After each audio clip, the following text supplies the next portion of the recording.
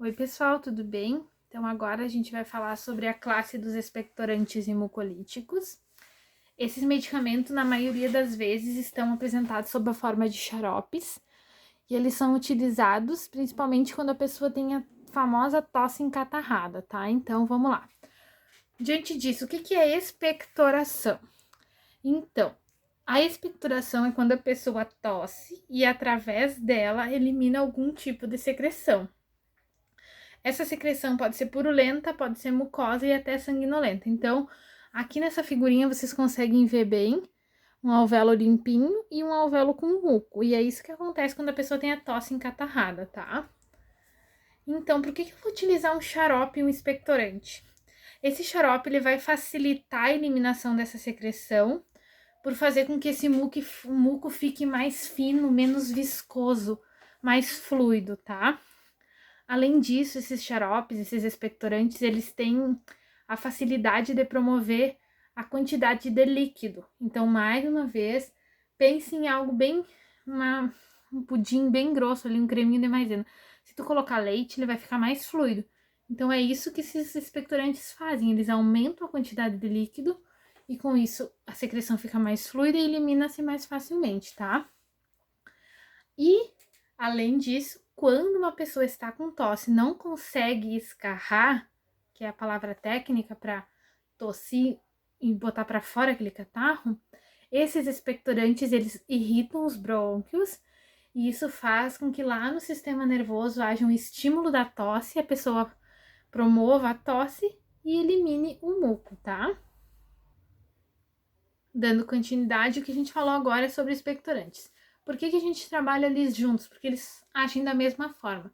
Mas mucolítico, pessoal, um xarope que é expectorante e mucolítico, além de tudo que já falamos, o mucolítico vai conter substâncias que vão romper as cadeias do muco, fazendo com que ele se elimine mais fácil. Ele se torna menos viscoso, consequentemente mais fluido, tá? Então, aquele pus ele vai ser quebrado e vai se tornar fluido e vai ser eliminado rapidamente. Isso são mucolíticos, é a mesma coisa que expectorante, cada um com sua particularidade. Então, a gente consegue, a partir desses conceitos, a gente já sabe o que é expectorar, a gente sabe o que são expectorantes e mucolíticos, falar sobre fármacos, tá? Os nomes que eu coloco bem na parte superior do slide são os fármacos princípios ativos, lembrem disso, tá? Eles também são o genérico deste xarope, tá? Então, a guaifenesina é um xarope bem açucarado, então a gente tem que tomar cuidado, tá? A característica de todos os xaropes, quando não disser na caixa não contém açúcar, é ser grossinho, ser viscoso, em consequência de grande quantidade de açúcar, tá? A guaifenesina, então, ela está presente no xarope Vick, que tem na forma adulto e infantil, tá? É um bem comum, a gente vê bastante nas farmácias. Eles têm sabores, eles facilitam a ingestão. E o que ela faz? Ela promove a remoção do muco porque ela diminui a viscosidade dele e facilita a eliminação, tá? Ela está presente no xarope Vick, no Transpulmin e no Dimetap. Mas Transpulmin e Vick são os que mais tem nas farmácias, tá? Aqui eu coloquei uma observação que a gente sempre vai avaliar se o paciente é diabético ou não, pelo fato dos xaropes serem à base de açúcar, quando não tiver exceções, tá? É importante, eu falei em outros vídeos, mas lembrar aqui, como reação adversa aqui, eu vou ter reação bem comum à maioria dos medicamentos, tá? Que seria promover náusea, vômito, ter dor de cabeça, mas isso quando o paciente for alérgico ou quando tiver alguma reação de superdosagem, tá? Então, quem tem que cuidar com guaifenesina? Paciente diabético e paciente que tem distúrbio da coagulação, que já tem o sangue, que já toma S, por exemplo, para afinar o sangue.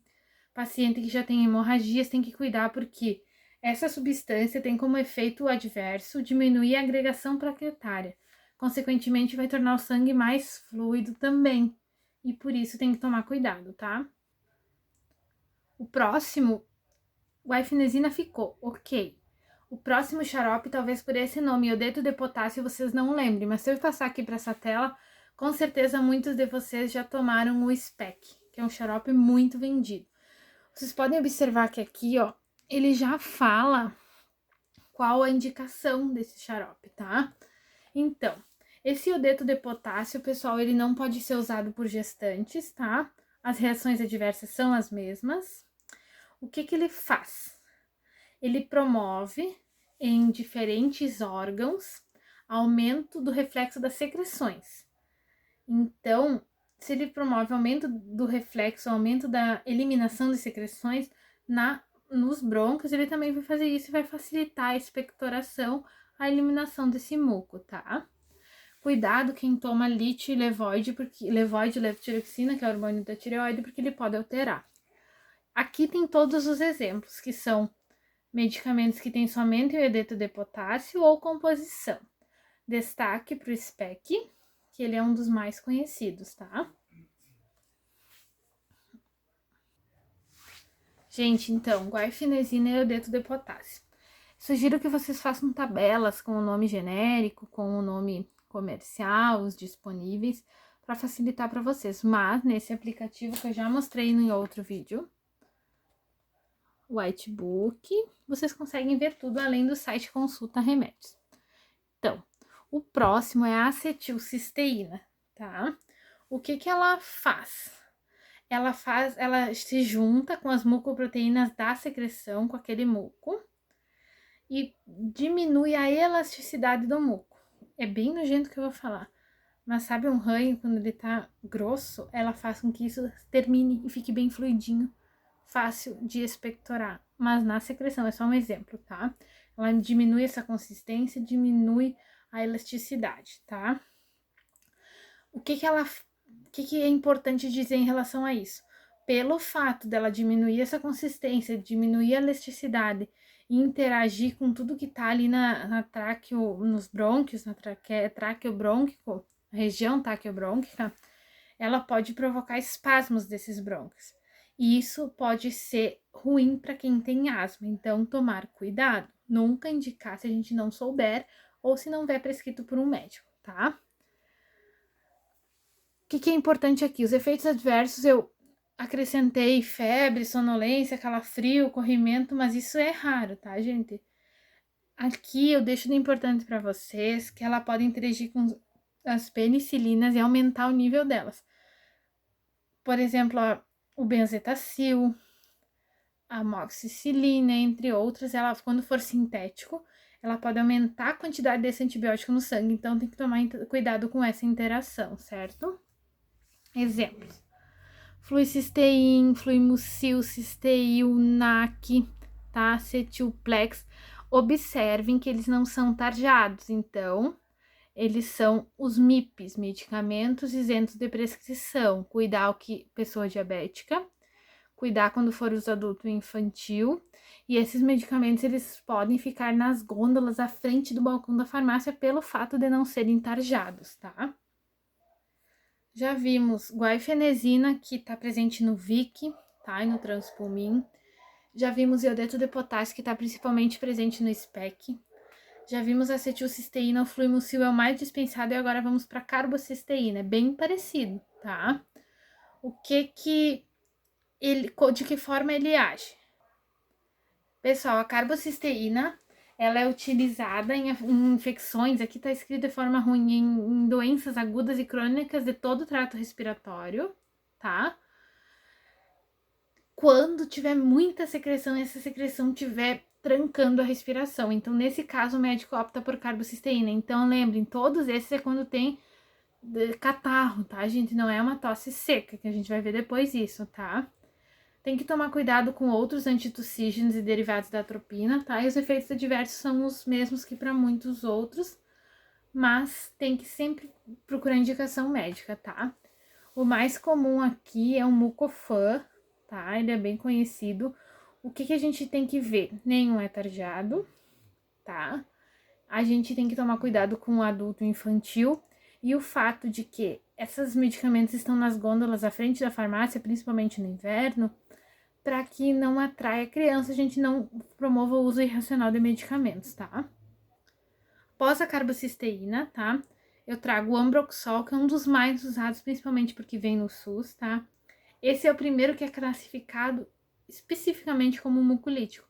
Ele diminui a viscosidade da secreção e facilita a expectoração. Por exemplo, pensem em vocês tomarem um líquido grossão, assim, vamos ver, um creme com maisena bem grosso, um chocolate quente, e uma água, o que desce mais rápido? A água que é menos grossa, menos viscosa. Então, da mesma forma que entra mais fácil, consegue sair mais fácil um muco com menos viscoso, tá? Então, é isso que o Ambroxol faz.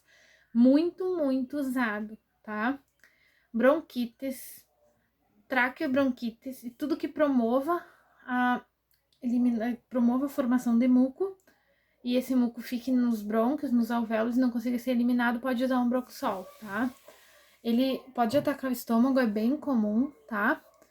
E quando a pessoa tá usando algum antibiótico, o médico vai avaliar se existe a possibilidade ou não de Ambroxol. Então, se o paciente já tá usando antibiótico para essas bronquites, por exemplo, quem vai indicar é o médico, tá? Olha só, o mucosolvô é bem comum, mas tem muitos tipos de medicamentos de formulações de Ambroxol, tá? Cuidem mais uma vez, diabéticos, tá? Cuidem, indicação para adulto e criança, tá? Pessoal, esse aqui que é a bromexina, vocês talvez conheçam por Bisolvon, tá? A bromexina é como se a gente chamasse de um profármaco do Ambroxol. Ela é bromexina, mas quando ela entrar em contato com o organismo, ela vai liberar Ambroxol e vai funcionar da mesma forma que o Ambroxol, todas as informações lá atrás, tá? E ela é vendida na forma desses medicamentos cujos nomes estão aqui, mas o principal é o Bisolvon. Pode observar que nenhum é tarjado, então eles podem ficar ao alcance do cliente, tá? É bem rapidinho, é bem simples, mas é para facilitar para vocês, tá, gente? Aproveitem, estudem, tá? E tenham uma ótima aula.